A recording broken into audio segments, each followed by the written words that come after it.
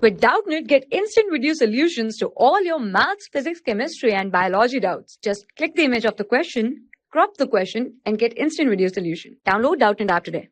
Hello students, so the question is two particles of masses m and twice of m are at a distance of d apart. Now under their mutual force of attraction, they start moving towards each other. Now we have to find here the acceleration of their center of mass when they are d/2 apart is. So let's see the solution here. So first of all, let's understand the question. That is, let's suppose we have the two masses. Okay, let's suppose this is the first one, this is the second one.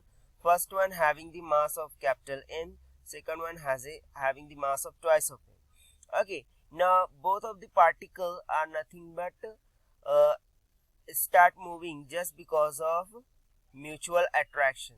So obviously their speeds will be in this direction. Let's suppose the speed of this one is u1 and speed for the second one is nothing but u2.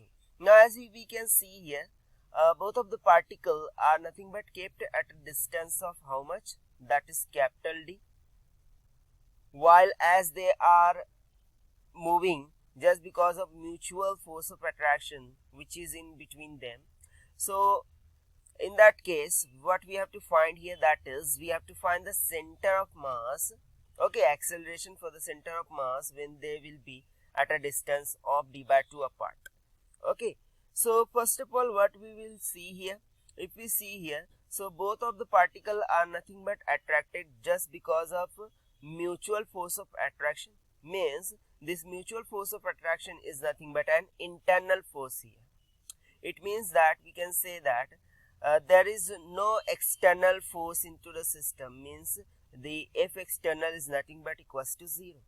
And hence from here we can say that the center of mass for the system is nothing but at rest.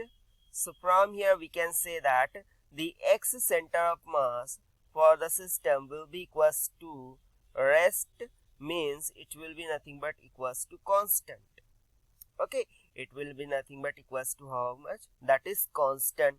Now we know that if we will try to find the velocity for the center of mass of the system, so for that we have to differentiate this x center of mass. So if we differentiate it with respect to time, so that we get the velocity of center of mass of the system will be equals to how much? 0, because the differentiation of constant is nothing but 0.